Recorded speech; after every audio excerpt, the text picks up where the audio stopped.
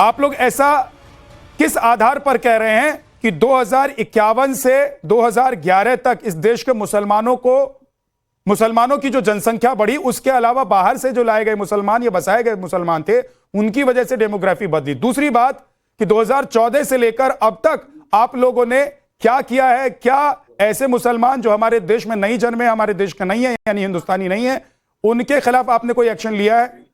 क्या जो घुसपैठी हैं मुसलमानों के अलावा भी? देखिए, बात होम मिनिस्ट्री की है तो मैं आपको बता दूं कि केंद्र सरकार बड़े जोर शोर से लगी हुई है और ये सारी पार्टियां विरोध में उतरी हुई है। हम एनआरसी लाना चाहते हैं, सारे देश को पता है। ये अटका इंडी गठबंधन वाले सारे विरोध में खड़े हुए हैं। मैं कुछ तथ्य सामने रखना चाहता हूं देश के, ताकि देश के यार आपके दर्शक सुन सकें। देखिए, 2216 किलोमीटर लंबी सीमा हमारी बांग्लादेश के साथ लगती है।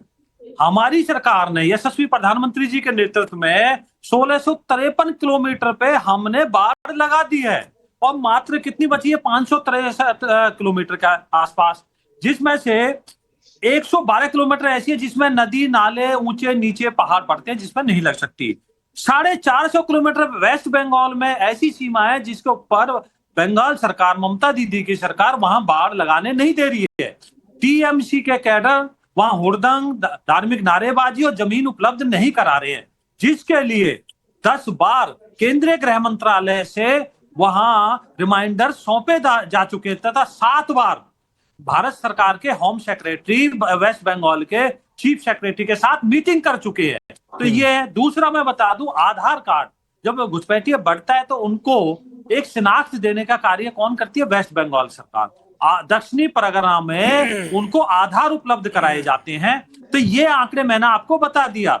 एक आप पहले देखेंगे, पहले आसाम, त्रिपुरा। एक आंकड़ा और बताइए विजय जी, एक आंकड़ा और बताइए कि 2011 तक और 2011 के बाद 2014 से ले लीजिए, 2014 से 2025 तक कितने अवैध घुसपैठियों को देश से निकाला गया है? और 2011 तक या 2014 तक जब आपकी सरकार नहीं थी, या बीच में सिर्फ कुछ वक्त के लिए आपकी सरकार आई थी, तो इस दौरान जो सरकारें रही उन्होंने देश से कितने घुसपैठियों को निकाला?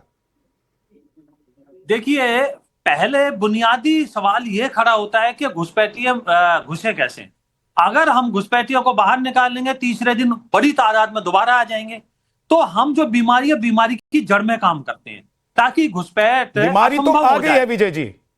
नहीं, जो आई हुई है वो बीमारी कैंसर की तरह, घुन की तरह हमारे देश में आ चुकी है, घुसपैठियों की आ चुकी उस पर एक्शन क्या हुआ है? आप अपने सरकार का जो एक्शन प्लान है अभी का या अभी तक जो आपने किया है वो बताइए। और 2011 तक अगर आप लोग आरोप लगा रहे हैं कि तब की जो सरकारें रही हैं उन्होंने कुछ नहीं किया, तो उस वक्त क्या नहीं हुआ ये बताइए। जी, मैं बताता हूं। मैंने अभी आपको पहले फिर दोबारा से रिपीट कर देता हूं कि आसाम, त्रिपुरा और बंगाल से घुसपैठ होती थी, जिसको लगभग हमने रोक दिया। सिर्फ वेस्ट बंगाल ऐसा है जहां ममता दीदी उनको पर्चे देने का काम करती है। सर, मैं कह रहा हूं कि घुसपैठ तो आपने रोक दिया, लेकिन जो घुसपैठ करके आ गए उनके खिलाफ क्या किया अभी तक? अभी मैं आप सुनेंगे, पेशेंसली सुनेंगे तो सारी बातें मैं आपके सामने रखूंगा। तो आसाम के अंदर आपने देखा होगा, त्रिपुरा के अंदर देखा होगा कि हमने लगभग 0% कर दिया है घुसपैठ का काम। और अभी कुछ समय से आपने देखा होगा दिल्ली में रोजाना बहुत ज्यादा तादाद में घुसपैठियों को हम पकड़ रहे हैं। लेकिन पहले हम क्या है, एनआरसी लाना चाहते हैं ताकि एक देश में यह पता चल सके कि कितने घुसपैठियों के पास अवैध रूप से आधार या यहाँ के जो आइडेंटिटी कार्ड है वो बन चुके हैं। तो ले आइए सर। जी, लेके आ रहे हैं, बिल्कुल आएंगे। ये तो होम मिनिस्टर साहब का आपने तो कब लाएंगे सर? अभी प्रक्रिया जारी है ना। आपने देखा होगा हजारों गौ कसी के लिए गाय जाती थी वेस्ट बंगाल से और बांग्लादेश सीमा पे, वो भी हमने लगभग रोक दी है। तो हम जड़ में काम कर रहे हैं। सिर्फ इतना नहीं कि एक घुसपैठी आया और वो उसको लेकर बाहर जा रहे हैं, उसके बदले में 4। जगदीश शर्मा जी, अगर देश की सरकार, वर्तमान सरकार चाहती है कि घुसपैठियों को निकाल फेंका जाए, उनको डिटेक्ट किया जाए, उनको डिलीट किया जाए, उनको डिपोर्ट कर दिया जाए, तो आप लोग इसको पोलराइजेशन, तुष्टीकरण या हिंदू मुसलमान का नाम क्यों देने लगते हैं? देखिए विद्यानाथ झा जी, मैं समझता हूं जो मोदी जी और अमित शाह जी इंट्रेंस राजनीति नहीं इंट्रेंस कर रहे हैं, क्योंकि राजनीतिक लोग नहीं, एक चाय बनाने वाला है, एक तड़ी पारस जैसा चर्चा होती है।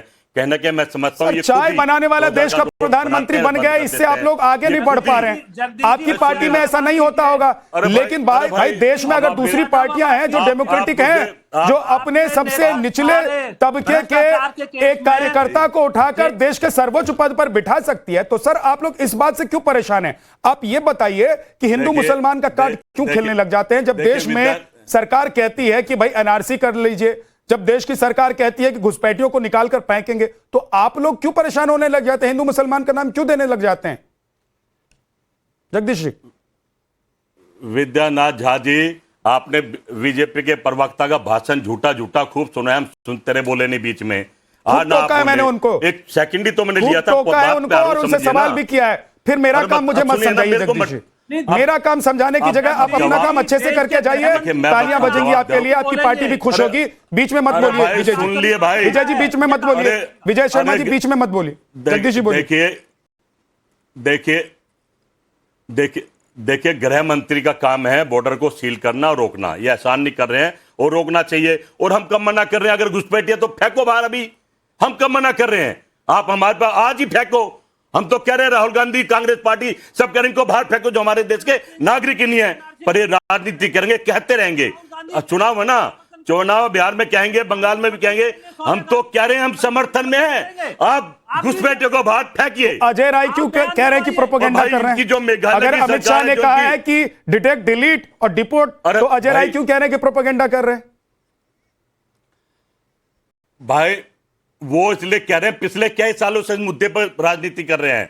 घुसपैठी आगे, घुसपैठी आगे, घुसपैठी आगे, तो बंद करो, बाहर फेंक दो, आज इसे शुरू करो, दिखाओ कितने राजनीति बीजेपी कर रही है या राजनीति आप लोग करते हैं? जैसी एनआरसी की बात होती है, जैसे घुसपैठियों को भगाने की बात होती है, चाहे पश्चिम बंगाल हो, उत्तर प्रदेश हो, बिहार हो, तुरंत आप लोग परेशान होने लगते हैं। आप लोग कहते हैं कि नहीं ये हिंदू मुसलमान करे, जानबूझकर मुसलमानों को परेशान कर रहे हैं।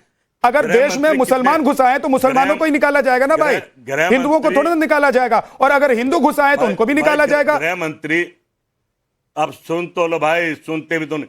गृह मंत्री कह रहे हैं भाषण में ये घुसपैठिए बाहर निकाले या ना निकाले। अरे किससे पूछ रहे हो? किस चीज का गृह मंत्री हो? ठग बाहर फेंको, जनता से पूछ रहे। कहता मेरी माँ को गाली दी, तुम बदला लो। ये तरीका खुद बदला ले नहीं पा रहा। 20 second okay, Vijay Sharma ji 20 second में जवाब दीजिए जल्दी से। जवाब लेना ठीक है जगदीश जी।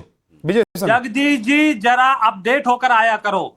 जम्मू कश्मीर में इलीगल रोहिंग्या पकड़े गए थे, सुप्रीम कोर्ट में आपके सो कॉल प्यारे वकील जा पहुंचे कि इनके मानवाधिकार हनन हो रहा है, और सुप्रीम कोर्ट में जाके इन्होंने स्टे करा दिया। हमारी सरकार उनको डिपोर्ट करने के लिए तैयार थी, उनको डिटेन कर लिया गया था। ये आपका चाल चरित्र और चेहरा है। मैं तथ्य के आधार पर बात करता हूं। अगर आप